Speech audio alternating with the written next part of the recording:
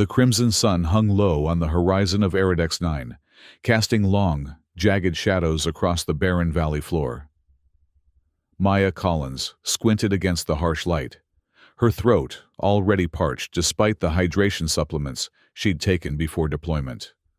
Around her, 15 other cadets from across the galaxy shifted nervously, their diverse anatomies all displaying universal signs of apprehension: twitching appendages, rapid breathing cycles, and darting eye movements. "Welcome to the Interplanetary Survival Challenge," announced a metallic voice from the hovering drone above them. "You have precisely 72 hours to demonstrate maximum survival capability on Eridex 9, one of the most inhospitable Class D planets in the Outer Rim." Maya glanced at her fellow cadets. The Zarathi contingent stood tall, their translucent blue skin pulsing with bioluminescent confidence. The squat Draxans, with their armored exoskeletons, seemed utterly unconcerned by the harsh environment. Even the delicate lumens, with bodies that appeared to be made of living crystal, maintained an air of superiority. Maya was the only human in the group, the only representative of Earth in this prestigious interplanetary training program. The drone descended, its scanner beam sweeping over each cadet. Atmospheric conditions on Eridex 9 include unexpected acid storms, cyclonic wind patterns, and temperatures ranging from 40 degrees Celsius during daylight to -20 after sundown. Indigenous flora and fauna have evolved extreme defense mechanisms. Consider everything potentially lethal. Maya felt her heart sink. The academy instructors had provided detailed briefings, but standing here, feeling the harsh, mineral-laden wind scrape against her face, the reality of Eridex 9 struck her with visceral clarity. The landscape was dominated by razor-sharp rock formations jutting from rusty soil. Sparse, twisted vegetation clung to life in protected crevices, their leaves thick and waxy, clearly evolved to conserve precious moisture. "First survival challenge commences now," the drone announced, its voice echoing across the valley. "Construct a shelter capable of withstanding an acid storm within 24 hours. No tools or technological aids are permitted. Resource sharing between cadets is strictly prohibited. Individual survival is paramount." A collective murmur of surprise rippled through the gathered cadets. Maya felt her stomach clench. No tools? She had assumed they would at least be allowed basic survival equipment. "This is absurd," muttered Jorak, the senior Zarathi cadet, his bioluminescent patterns flashing with irritation. "How are we expected to build anything without proper implements?" The drone hovered impassively. "Challenge parameters are set to maximize adaptation potential. The Galactic Alliance requires officers capable of surviving in any circumstance, with or without technological advantage. Your assessment begins now." With that pronouncement, the drone ascended rapidly, becoming a mere speck against the reddening sky, leaving 16 cadets staring at each other in varying stages of disbelief and determination. "Well," Jorak announced, straightening to his full 2-meter height, "I suppose we'd better get started. May the most advanced species prevail." His gaze briefly flicked toward Maya, the dismissal in his eyes unmistakable. The cadets dispersed quickly, each heading toward different areas of the valley in search of materials. Maya stood alone, watching as the aliens used their natural advantages. Draxans using their powerful claws to break stones, Zarathi employing their elastic limbs to reach high places, and lumens reflecting sunlight to identify water sources from a distance. Maya had nothing. No claws, no enhanced strength, no special sensory abilities, just human ingenuity and the wilderness survival training that was standard for Earth cadets, but considered quaintly primitive by most galactic standards. "Just sticks and stones," she muttered to herself, picking up a sharp rock. "Let's see what we can do with sticks and stones." As the alien cadets rushed toward the more obvious resource areas, the rocky outcroppings, the larger vegetation clusters, Maya moved in the opposite direction. Earth survival training had taught her to observe first Act Second. The valley floor seemed desolate, but Maya noticed subtle patterns in the landscape. Certain rock formations consistently weathered in particular ways, vegetation growing in specific orientations, small creatures darting between protected spots. She knelt to examine a cluster of fibrous bushes that other cadets had ignored. The plants were low to the ground, their stems tough and flexible. When Maya carefully pulled at one, she found it remarkably strong, almost like natural cordage. She smiled for the first time since landing on Eridex 9. "Hello, my new friends," she whispered to the plants. "You're going to help me build a home." Over the next several hours, as the alien cadets worked on their technologically inspired structures, Maya methodically gathered materials. The fibrous plants for binding, flat, acid-resistant stones for a foundation, and particularly interesting bark-like material from the larger plants that seemed naturally water-repellent. She tested each material, examining how they reacted to the environment, how they fit together, how they might serve her needs. From a distance, she could see Jorak organizing several Zarathi into an efficient construction team. They were creating some kind of dome structure using interlocked stones. The Draxons had excavated a depression in the ground and were covering it with a lattice of vegetation. The Lumens had found a natural hollow in a rock face and were expanding it using focused light beams. Technically, not tools, but certainly an advantage humans didn't possess. As the first day progressed, Maya carefully selected a building site. She chose a slight depression protected by a natural rock formation that would break the wind from the prevailing direction. The ground was relatively stable, with enough flatness to serve as a foundation. Most importantly, it was near a cluster of the fibrous plants and had good drainage patterns, essential if acid rain was coming. While the others worked with obvious, showy progress, Maya's shelter took shape slowly, methodically. She laid a base of flat stones, fitting them together like a crude mosaic, creating a platform slightly elevated from the ground. Using the fibrous plants, she created rough cordage, twisting and knotting the fibers together as she'd been taught. With these makeshift ropes, she began to bind longer, flexible stems into a framework for her shelter. The sun climbed higher, beating down mercilessly. Maya paused to take careful sips from her water ration, watching as some of the alien cadets began to struggle with the heat. The Lumens, in particular, seemed to be having difficulty, their crystalline bodies refracting the sunlight in ways that clearly caused them discomfort. One lumen, smaller than the others, and with a slight green tint to its crystalline form, had retreated to a shadow cast by a rock formation not far from Maya's worksite. Maya returned to her labor, carefully bending the flexible stems to create a dome-like framework. It wasn't pretty, but it was taking shape according to her mental blueprint. As she worked, she kept scanning the horizon. The instructors had mentioned acid storms, and Maya knew enough about alien environments to take that warning seriously. Sure enough, as the afternoon wore on, dark clouds began to gather on the eastern horizon. They moved with unnatural speed, boiling and churning in a way that Earth storms never did. Maya quickened her pace, now frantically binding the water-repellent bark-like material to her framework. She layered it carefully, creating overlapping sections that would channel any liquid downward and away from the interior. "Attention, cadets!" The drone's voice suddenly echoed across the valley. "Initial atmospheric readings indicate an acid precipitation event will occur within the next hour. This is not a simulation. Complete your shelters immediately or risk exposure." A flurry of activity erupted across the valley. The alien cadets, many of whom had been working at a measured pace, now rushed to complete their structures. Maya could hear Jorak barking orders to his team, his bioluminescence flashing in patterns that even she recognized as stress signals.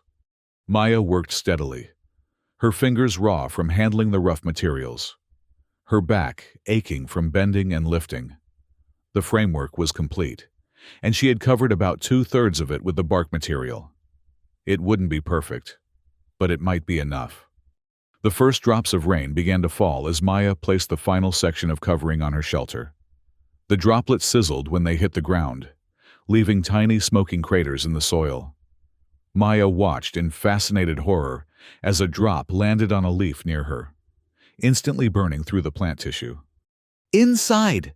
Everyone inside your shelters now!" The drone's voice was urgent. Maya crawled into her crude dome. The interior was cramped but completely enclosed. She had left a small opening that could be sealed from inside with a piece of the bark material. Once inside, she secured this makeshift door and pressed herself against the rear wall of the shelter, listening to the increasingly violent patter of acid rain on her roof. For several tense minutes, Maya held her breath, waiting to see if her construction would hold. Small droplets found their way through imperfect seams in her covering, falling to the stone floor, where they bubbled and steamed. But the majority of the acid rain was successfully channeled away, running down the sides of her shelter and away from the interior. Outside, she could hear shouts and cries of alarm.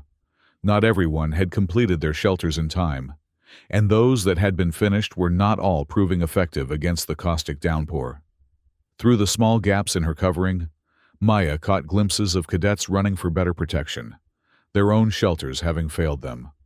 The acid storm lasted approximately 20 minutes, though to Maya it felt like hours. When the rain finally stopped, she cautiously opened her makeshift door and peered outside. The landscape had been transformed.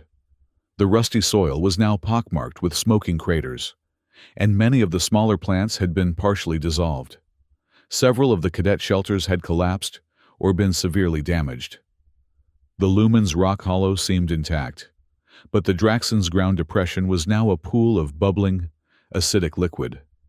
The Zarathi dome had partially collapsed on one side, leaving it precarious and largely unusable.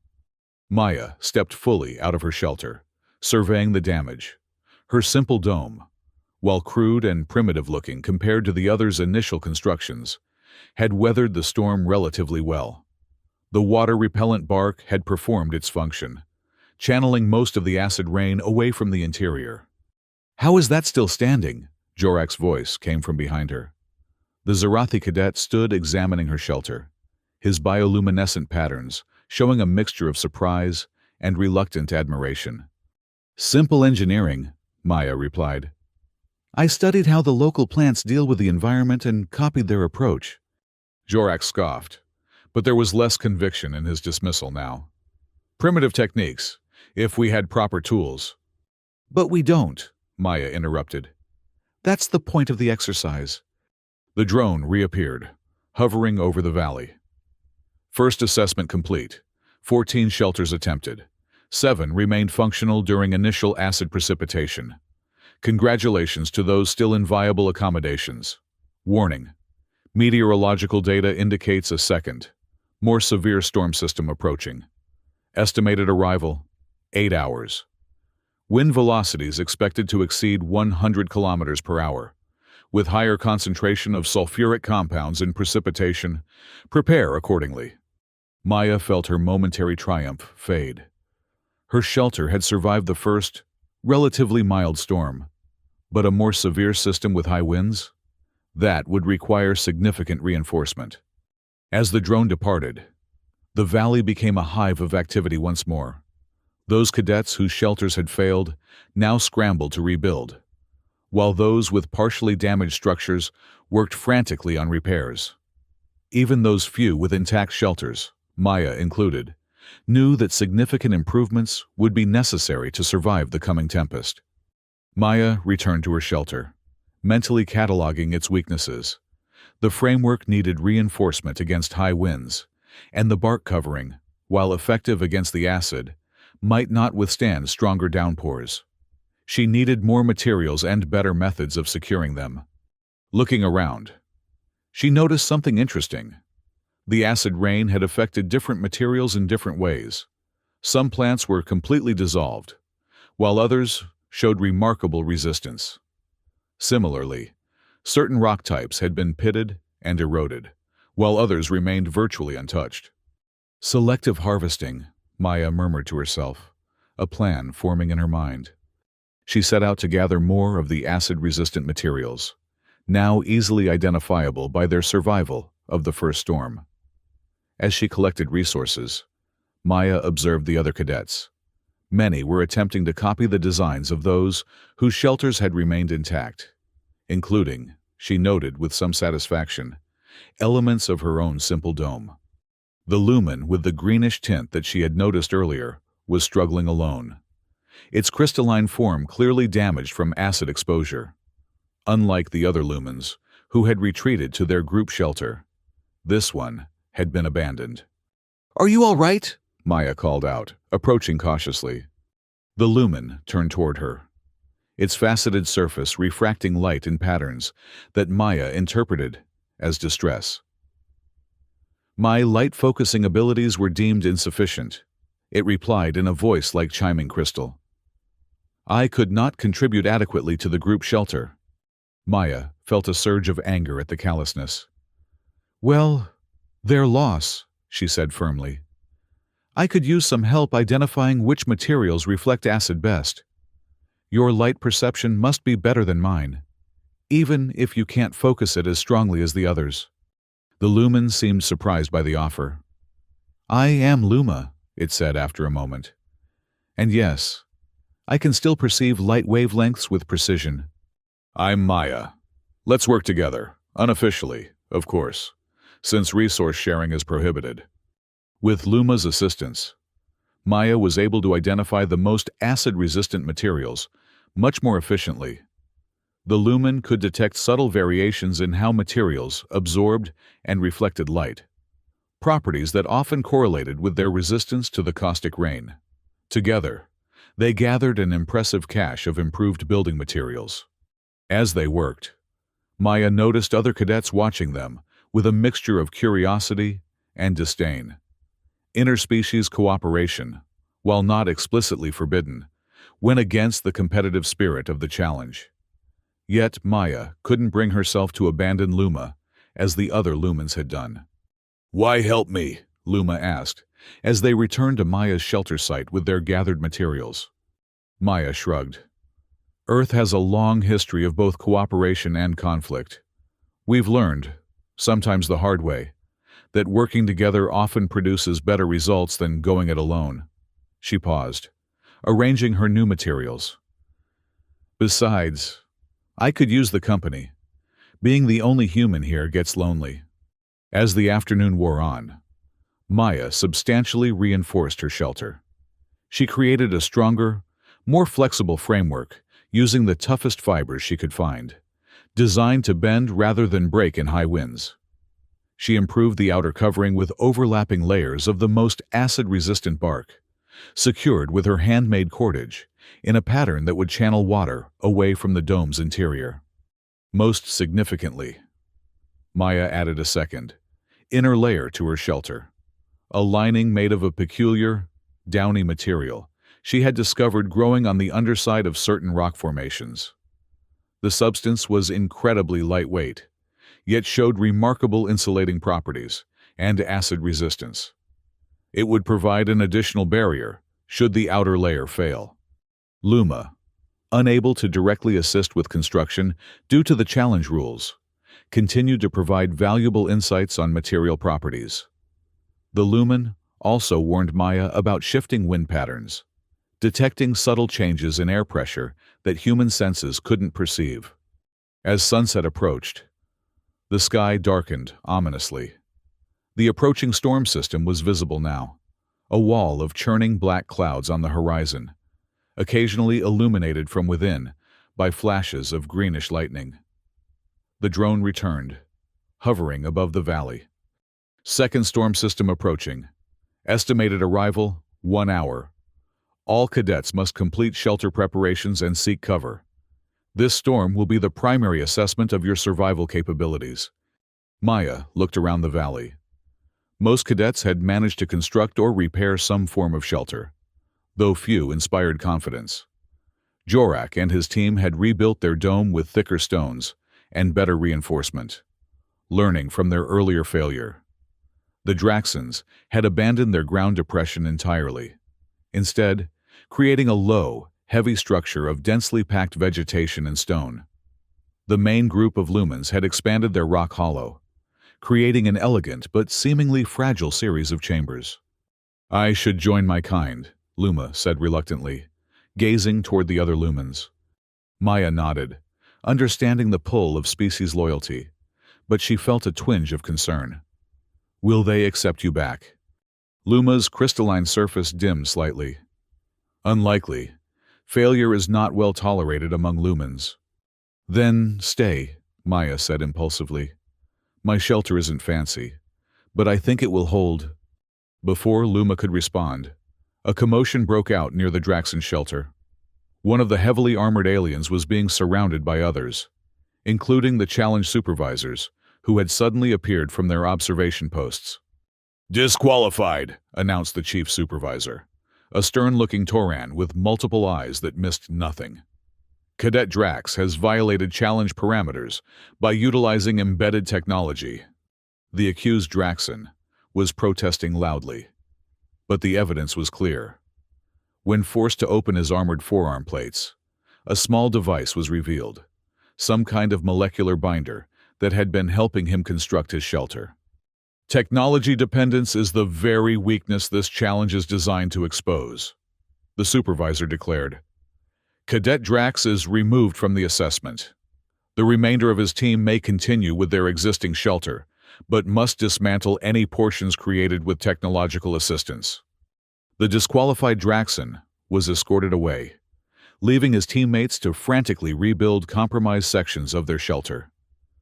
Maya watched the scene unfold with a mixture of sympathy and vindication. She had nothing to hide. Her shelter was built entirely with her own hands and found materials.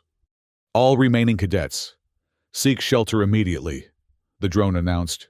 "Storm arrival imminent." The first winds began to gust through the valley, carrying stinging particles of dust and small debris. Maya secured the final elements of her reinforced dome, then gestured to Luma. "Last chance, in or out?" The lumen hesitated only briefly before moving toward Maya's shelter. "In." They crawled inside, just as the wind intensified dramatically. Maya secured the entrance with her improved door covering, then huddled with Luma in the center of the small space. Outside, the storm howled with increasing fury. "Initial wind velocities exceeding prediction models." The drone's voice somehow penetrated the noise of the storm. "Acid concentration at maximum hazard levels. Seek optimal protection immediately." The winds battered Maya's shelter, causing the flexible framework to bend and sway alarmingly. Yet the construction held, the deliberately pliant design yielding to the gusts rather than resisting them directly. Through small gaps in the covering, Maya could see the devastation being wrought outside. The first sheets of acid rain arrived horizontally, driven by the powerful winds. The droplets sizzled and smoked wherever they landed, eating into exposed surfaces with frightening speed. Maya watched in horror as one cadet, a Vexillian with insect-like features, was caught in the open, his exoskeleton immediately beginning to smoke and dissolve upon contact with the rain. Challenge supervisors in fully enclosed protective suits rushed to extract him from the exercise. "Your design is surprisingly effective," Luma observed, the lumen's crystalline voice barely audible above the storm. "Most of my kind believe humans rely entirely on technology, having no natural advantages." Maya smiled grimly. "That's exactly why we're good at this. We've always had to use our minds to compensate for what our bodies lack." As the storm intensified, Maya's shelter creaked and shifted, but remained intact. The acid rain found a few weaknesses, dripping through in places, but the inner lining she had added caught most of the caustic liquid before it could reach them. Outside, they could hear shouts and alarms as other shelters failed under the onslaught. A particularly violent gust tore part of the covering from Maya's dome, exposing a section to the full fury of the storm. acid rain, immediately began to pour through the gap. "Stay back," Maya warned Luma, who would be especially vulnerable to the corrosive liquid. She lunged forward, pulling a section of the downy inner lining free and using it to plug the breach. The material sizzled as it made contact with the acid, but it held, sealing the gap temporarily. Hours seemed to pass, though Maya's chronometer indicated it was less than 40 minutes. The storm maintained its intensity, testing every aspect of her construction. Multiple times, Maya had to make emergency repairs, using her dwindling supply of inner lining material to patch new leaks. Finally, gradually, the fury of the storm began to abate. The winds decreased from howling to merely gusting, and the torrential acid rain slowed to a light, intermittent drizzle. Maya cautiously moved to the entrance of her shelter and peered outside. The valley was transformed yet again, now a smoking, pitted wasteland. Most of the vegetation had been completely dissolved, leaving only the toughest, most acid-resistant specimens. Many of the shelters were simply gone, dissolved or torn apart by the storm. The Zarathi dome had collapsed entirely, and the Draxon structure was a half-dissolved ruin. Even the lumen chambers in the rock face had been compromised, their elegant design no match for the storm's ferocity. Cadets were emerging from the wreckage, many bearing the painful marks of acid exposure. Challenge supervisors moved among them, administering neutralizing agents and assessing injuries. Maya noticed Jorak, the confident Zarathi, huddled miserably beneath a small remaining section of his dome, his bioluminescent skin showing patterns that clearly indicated pain. "You should check on your people," Maya said to Luma, gesturing toward where the other lumens were emerging from their damaged shelter. Luma's crystalline surface rippled in what Maya had come to recognize as the equivalent of a headshake. "They rejected me. Besides, I was safer here." Looking around, Maya realized with astonishment that her simple shelter was one of the very few that had remained largely intact through the storm. While it had suffered damage and required constant maintenance, its basic structure had survived when much more sophisticated designs had failed completely. The challenge supervisors were taking note as well. The Chief Toran approached Maya's shelter, multiple eyes blinking in sequence, a sign of surprise in his species. "Cadet Collins, your shelter construction has outperformed expectations," he said, his formal tone not quite concealing his amazement. "Preliminary assessment indicates highest survival probability among all participants." Maya emerged fully from her shelter, standing straight despite her exhaustion. "Thank you, sir. Earth techniques may seem primitive, but they're adaptable." The Toran made a notation on his datapad. "Indeed. Most interesting." He glanced at Luma, who had followed Maya outside. "Though I note you appear to have violated the prohibition on resource sharing." "With respect, sir," Maya replied firmly. "No resources were shared. Cadet Luma provided environmental observations only, which is no different than all of us observing the same valley. I built this shelter entirely with my own hands." The supervisor considered this, his multiple eyes focusing and refocusing. A semantic distinction, but technically accurate. No violation recorded. He moved away to continue his assessment of the other shelters. As the supervisors conducted their evaluation, the situation in the valley grew increasingly tense. Many cadets had no functional shelter remaining, and the drone had announced that another, smaller acid shower was likely before nightfall. Those without protection were growing desperate. Maya surveyed her shelter critically. It had weathered the main storm but was significantly damaged. The outer covering was tattered in places, and her supply of the downy inner lining was nearly exhausted from emergency repairs. Still, with some work, it could accommodate more than just herself and Luma. "We should help them," she said, gesturing toward the shelterless cadets. Luma's crystalline surface flickered with uncertainty. "The challenge parameters prohibit resource sharing." "Not sharing, Maya clarified. Teaching. There's nothing in the rules against showing others how to repair their own shelters. The lumen considered this, then emitted a chiming sound that Maya interpreted as agreement. A distinction the supervisors might appreciate. Maya approached the nearest group of displaced cadets, which included Jorak and several other Zarathi. Their once proud demeanor was subdued now, their bioluminescent patterns dim with defeat and discomfort. Your dome design was good, Maya said without preamble. The problem was the rigidity. On Earth, we've learned that sometimes the strongest structures are those that can bend without breaking. Jorak looked up, his multiple eyes narrowing. Are you mocking us, human?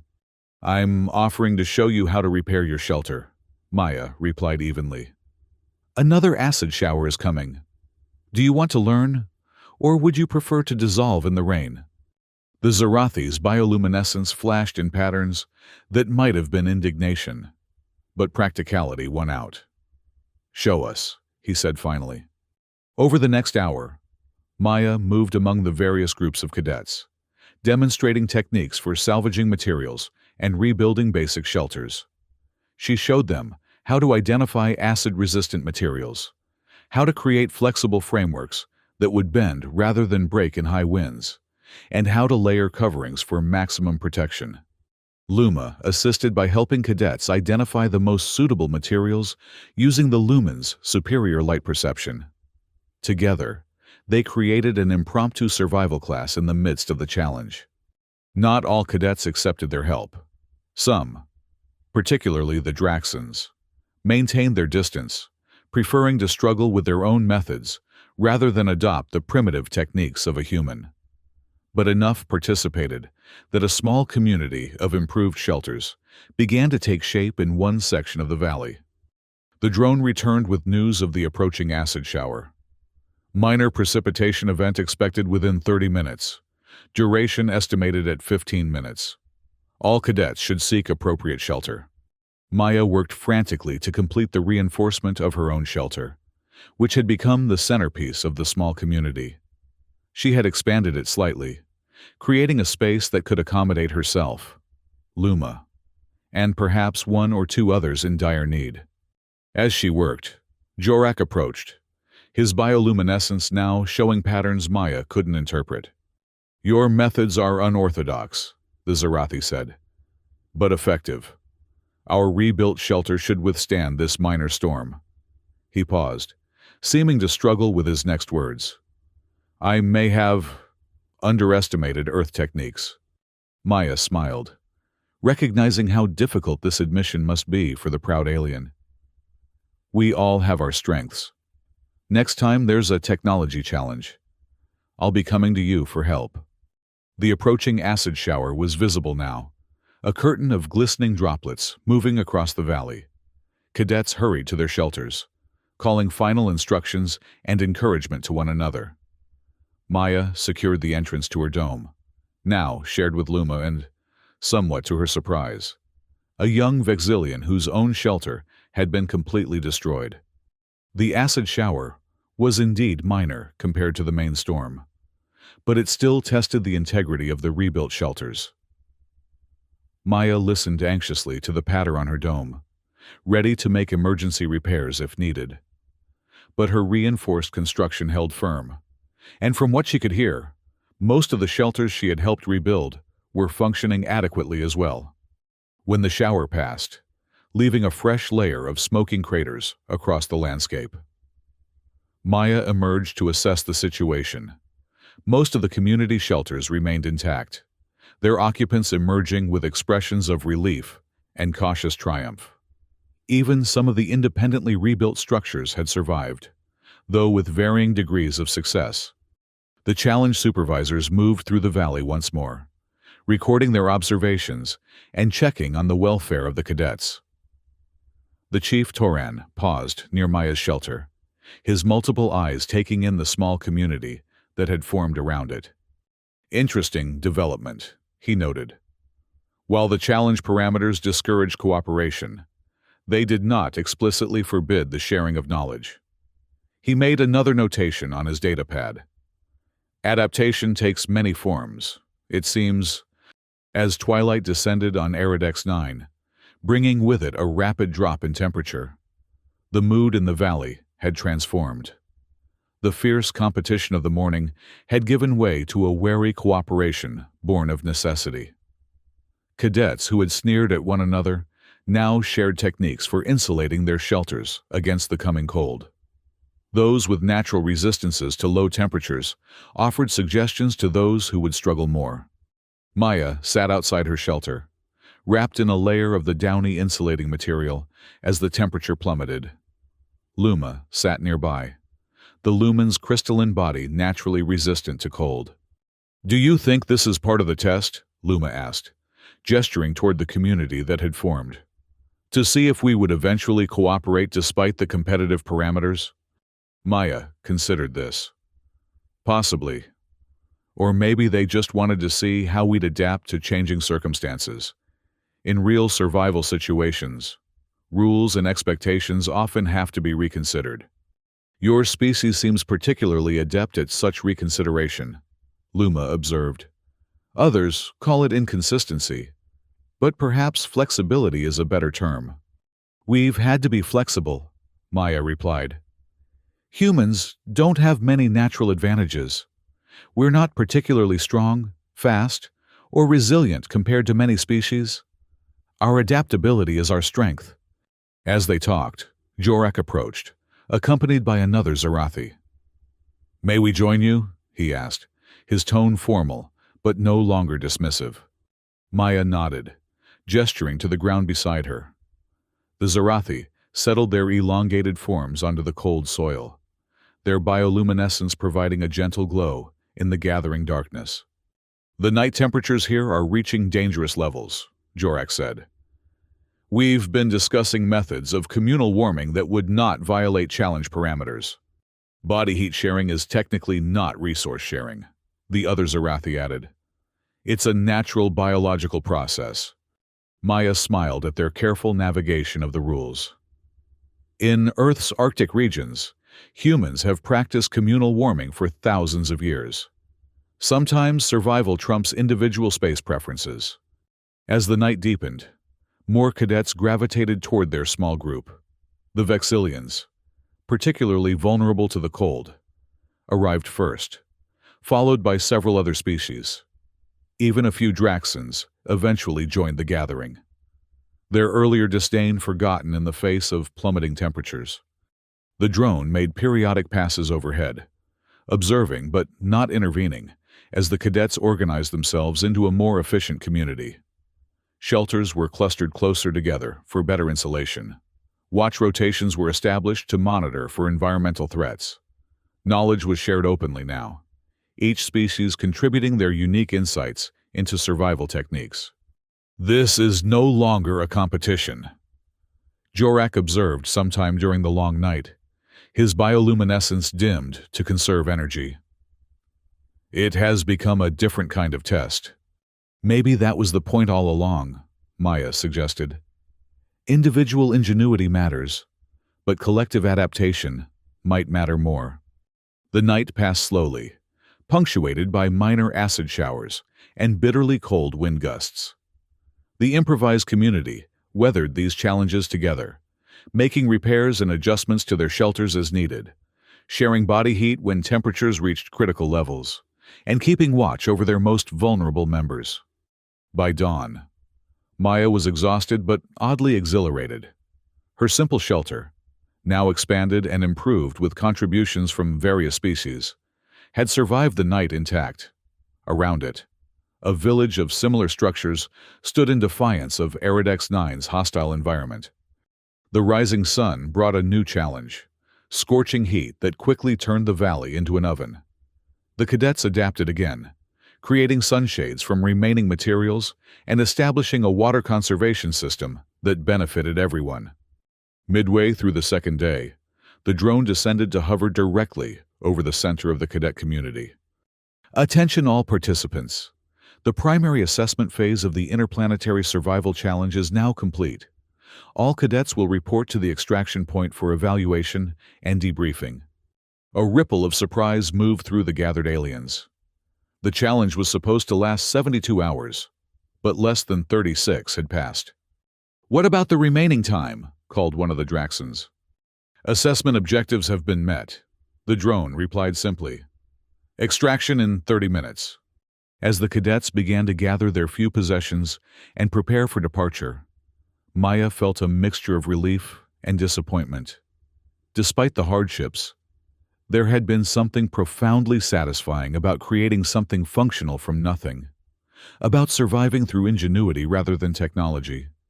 The chief Tauran supervisor approached Maya as she was preparing to leave her shelter. "Cadet Collins," he said, his multiple eyes blinking in their complex pattern. "The assessment committee wishes to acknowledge your exceptional performance in this challenge." Maya straightened, surprised by the direct commendation. "Thank you, sir. But much of our success came from community effort, especially during the night." "Indeed," the Tauran agreed. "And who initiated that community approach?" Maya hesitated. "It was a natural development, sir. Survival often depends on cooperation." "A principle not all species recognize equally," the supervisor noted. "The Interplanetary Alliance faces threats that cannot be overcome by technology alone. We need officers who understand fundamental survival principles and can adapt to unpredictable circumstances." He paused, all eyes focusing on Maya. "The committee has recommended you for advanced training in interspecies survival techniques.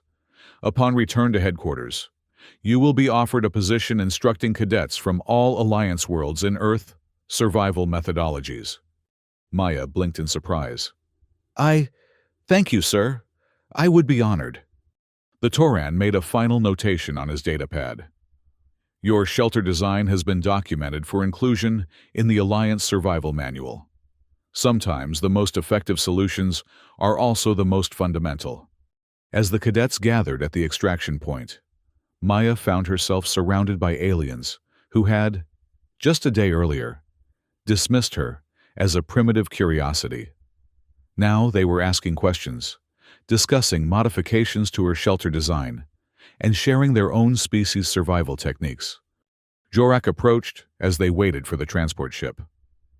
"It seems your sticks and stones approach has earned you some respect," he said, his bioluminescence showing patterns that Maya now recognized as amusement. "And I've gained respect for bioluminescent communication," she replied with a smile. "Much more efficient than shouting over storm winds."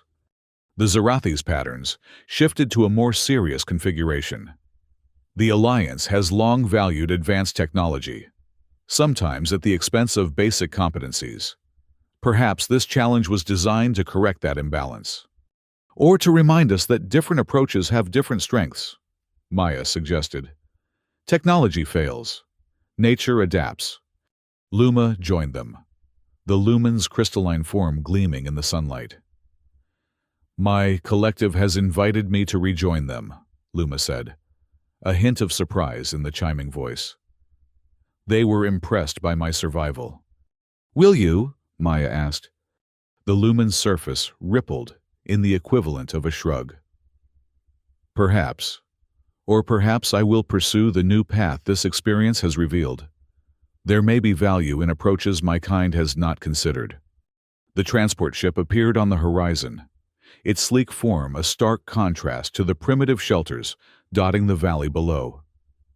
As it descended toward the extraction point, Maya took a final look at her simple dome.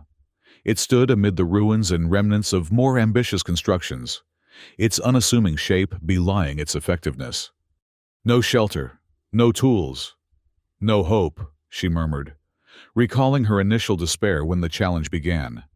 "Yet here we stand," Jorak finished for her, his bioluminescence forming the Zarathi pattern for respect. As the transport ship landed and the ramp extended, Maya stepped forward with the other cadets, leaving behind the primitive shelters, but carrying forward the fundamental lesson of Iridex 9. Adaptation requires more than technology. It requires understanding the essential principles of survival that transcend species and worlds. The flight back to Alliance headquarters was filled with animated discussion as cadets from different worlds compared their experiences and insights. Maya found herself at the center of many conversations, explaining Earth techniques that had previously been dismissed as primitive, but were now recognized for their elegant simplicity. Upon arrival at headquarters, the cadets were greeted by the full assessment committee, senior officers representing each of the major Alliance species. The Chief Toran stepped forward to address the assembled group. The Iridex 9 challenge was designed to test not only individual survival capabilities, but adaptability in the face of changing circumstances, he announced. While the initial parameters emphasized competition, the true assessment was your collective response to an environment that made cooperation increasingly advantageous. The Toran's multiple eyes swept across the cadets. Some of you maintained strict competition throughout. Others formed alliances of convenience. A few, his gaze lingered briefly on Maya, recognized that sharing knowledge while respecting the technical constraints of the challenge could produce optimal outcomes for all. He activated a holographic display showing aerial footage of the valley with its cluster of surviving shelters. The Alliance faces threats that cannot be overcome by any single species approach. We require officers who can integrate diverse methodologies, recognizing the value in both advanced technology and fundamental techniques. The display shifted to show detailed analysis of the various shelter designs, with Maya's simple dome highlighted. Cadet Collins' Earth-based design demonstrated superior adaptability under extreme conditions. The Toran continued. Its success illustrates a principle sometimes overlooked in our technology-focused era. Fundamental understanding of environmental interactions often produces more robust solutions than complex technological approaches. Maya felt a mixture of pride and embarrassment as attention turned to her. Several of the committee members were studying her with obvious interest. Particularly, a tall, gray-skinned alien she recognized as Dr. Vexelar, the Alliance's chief of xenobiological studies. After the formal debriefing, cadets were dismissed to their quarters for rest and recovery. Maya was preparing to leave when Dr. Vexelar approached her. "Cadet Collins," the scientist said, his voice a melodious series of tones. "Your performance on Iridex 9 was most illuminating. Earth techniques have been historically undervalued in Alliance training." "Thank you, Doctor," Maya replied, "though I suspect we have much to learn from other worlds as well." The scientist made a gesture of agreement. "Precisely the perspective we need. The committee has approved an expanded curriculum in fundamental survival methodologies, with emphasis on cross-species adaptation. We would like you to develop and lead this program." Maya blinked in surprise. "Me? But I'm still a cadet." "A cadet who outlasted instructors 3 times her age in one of our most challenging environments," Dr. Vexelar pointed out.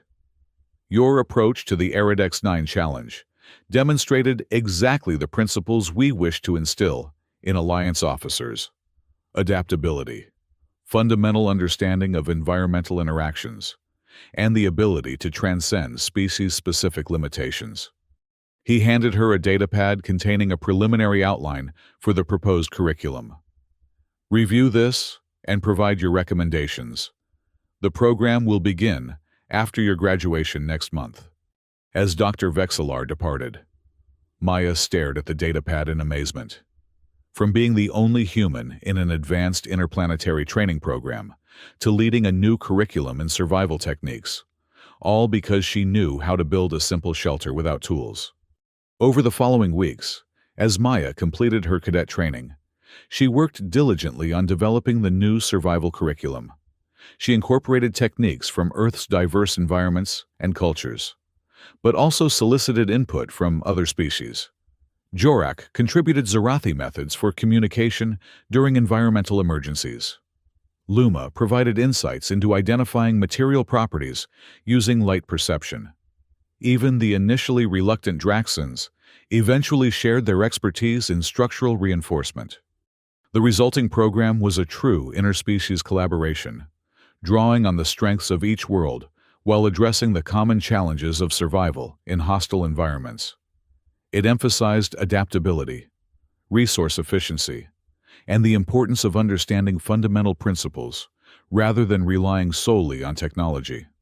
On graduation day, as Maya received her Alliance officer's insignia, she reflected on how far she had come from that first daunting moment on Iridex 9. The Valley's harsh lessons had transformed not only her own perspective, but potentially the Alliance's approach to survival training. After the ceremony, Luma approached, the lumen's crystalline form now bearing the distinctive markings of a specialist in environmental analysis. "I have been assigned to your program," Luma announced, emitting the chiming tone that Maya now recognized as pleasure. "My collective agreed that my experiences on Iridex 9 make me uniquely qualified to assist in teaching cross-species adaptation." "That's wonderful news," Maya replied warmly. "We're going to need your perceptual abilities for the material identification modules." Jorak joined them, his bioluminescence displaying formal patterns appropriate to the graduation occasion. "It seems our little community from the Valley continues to grow," he observed. "I, too, have been seconded to your program, specifically to develop communication protocols for survival situations." Maya smiled at her former competitors, now colleagues in a shared mission. From adversaries to allies, another form of adaptation. "The most important one, perhaps," Luma suggested. "The ability to recognize when competition should give way to cooperation." As they stood together, now officers of the Interplanetary Alliance, rather than cadets competing for recognition, Maya thought again of her simple shelter on Iridex 9, built with nothing but found materials and Earth techniques considered primitive by galactic standards. It had nonetheless withstood forces that defeated more sophisticated approaches. There was a lesson there that extended beyond survival training, a reminder that sometimes the most fundamental solutions were also the most enduring, and that true adaptability required understanding essential principles that transcended technology, species, and worlds. "No shelter, no tools, no hope," had been her initial assessment on Iridex 9. But hope, she had discovered, wasn't dependent on advanced tools or elaborate shelters. It emerged from understanding, adaptation, and ultimately, cooperation. Lessons as valuable in the vastness of interstellar relations as they had been in that harsh valley under acid rain. The next class of cadets would learn those lessons from the beginning, rather than having to discover them through trial and error.